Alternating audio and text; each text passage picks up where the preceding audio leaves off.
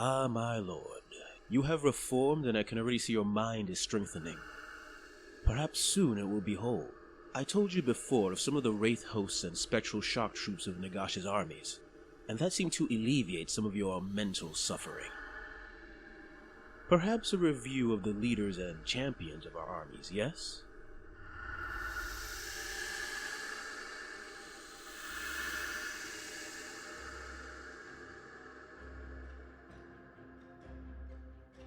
Spirit Torments are the lords of the great oubliette of Shaiish, a continent-sized underworld of dank cells and ice-cold dungeons.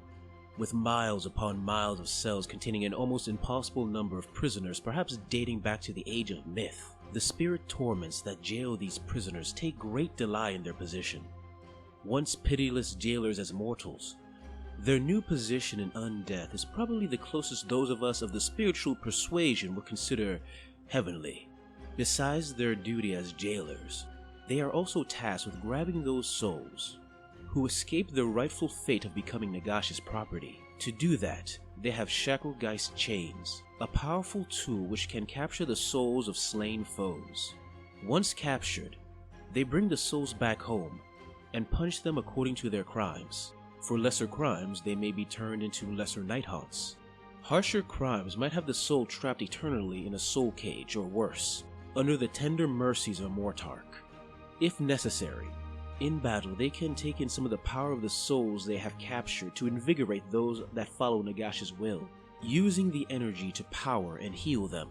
You would be unsurprised to know that the Spirit Torments take great delight in taking the souls of Sigmar's warriors. The fact that Sigmar has the gall to take the souls that belong to Nagash to make his eternal warriors angers Nagash greatly.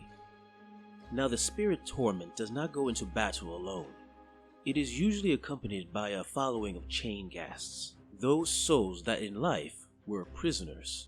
Like all prisoners, they wish to be free and pray to the gods to escape their fate. However, these souls made the mistake of not including Nagash in their prayers. Nagash wouldn't have aided them, of course, but it's the thought that counts. In death, Nagash decided a fitting punishment for these fools to be eternally bound in an iron harness and made to serve the Spirit Torment. Their minds stuck with the eternal urge to be free, but unable to act as they are tied to the Spirit Torment's will, becoming less of a person and more of another link in the chain for the Spirit Torment to use to extend its power. Every wizard that chooses to serve death has dreams of becoming a powerful necromancer, wielding the amethyst winds with a master's grace and turning armies into dust with but a flick of their fingers. Most of them don't reach that far. Those failures are usually killed in war, killed by magical mishap, or killed when they didn't have the sense to shut up when near an annoyed vampire. These now dead necromancers aren't left to wander the realm of Shaiish like so many other lost souls. Their knowledge and power still makes them useful to Nagash. They only require a bit of reshaping. Nagash turns these former wizards with dreams of grandeur into guardians of souls, a nexus of undead energy that plays a vital role in our Nighthunt armies. In addition to a chilling dagger, or a maul to crush their foes, they can also carry a tool of power that can quickly turn the tide in any battle. The Nightmare Lantern. The spectral energies of this arcane device invigorates the ethereal forms of our forces, making them more deadly.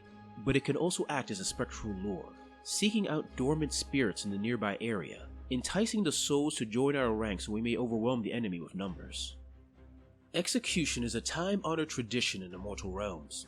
Every nation has those unruly individuals who need to be removed from society permanently for the betterment of all, and the ones who commit that act perform a vital service. But occasionally, those executioners may realize that the person they are about to kill are innocent of the crime. In a perfect realm, those individuals might choose to hold off on the execution, maybe even help the innocent soul. But that sort of thing only happens in plays and in the minds of children. No, most of those executioners simply do their duty, consigned to the fact they are simply one simple cog in the machine that is society. And while in the mortal realms, they may live their life in relative peace, in death, their crimes do not go unpunished. Those souls, especially those souls who were murdered by the families of the innocents they killed, will be transformed into Lord Executioners, spirits charged with the collection of those souls who have escaped Shaish's justice. Any mortal who faces one of these creatures knows they are staring death in the very face.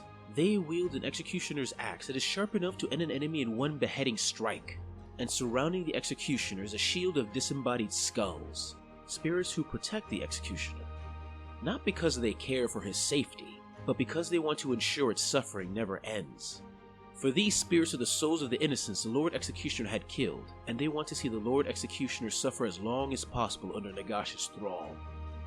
The most twisted and murderous of souls can become Karn wraiths, specters that delight in ripping apart foes with their reaper scythes, while cackling with great delight. Before, they were lone predators, appearing when a truly evil soul was lucky enough to arise on its own power. But their numbers increased substantially due to the Soul Wars. The increased amethyst winds birthing far more of these monsters than usual, a number significant enough to catch Nagash's eye. In one act, the building of the Great Karnak, all Karn wraiths across the mortal realms were bound to Nagash's will. Some went to serve lone necromancers and vampires seeking more minions for their armies.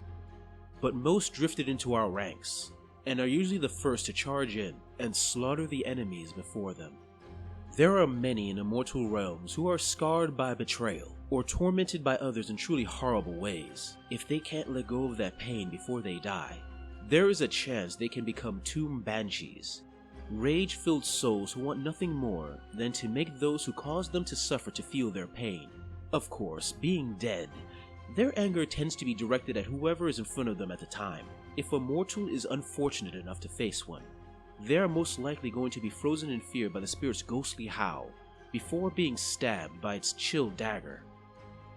And then there is you, my lord, the Knight of Shrouds, a great military commander in life that in undeath leads our forces in glory. You are the Lord of Geists, our spectral overseer, oh so proudly wielding your sword of stolen hours, which can steal the soul energy of those it slays. You destroy the armies of our mortal and demonic enemies with masterful tactics and genius. But you had to do something special to become a Knight of Shrouds, didn't you, my lord? Ah, now you're remembering. The anguish in your soul is clear to see. You remember how you betrayed your people. I remember, for I am your Dreadblade Harrow, a Nighthaunt gifted with phantasmal discorporation to allow me to appear wherever I'm needed in the battlefield, and wielding a dread blade, a weapon ideal for charging into our poor enemies, and cursed with loyalty to you. When you led our army when we were still mortal into a trap, and left our people's defenses open, I hesitated. I should have killed you and tried to salvage something, but I had always trusted you and waited too long because of it. And in that hesitation, I was cursed by Nagash, and thus we became as we are now. Well, my lord, you seem to be whole. Shall we move on? We have so many souls that need collecting.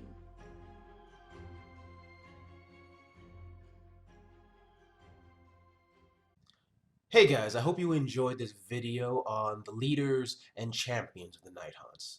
If you like it, please like, subscribe, comment, press the little bell button when you know where I post, etc, etc. But if you really like it, please consider giving to my Patreon. The extra money gives me the time I need to work on these stories that I love. Anyway, thanks for listening/watching, and see you next time.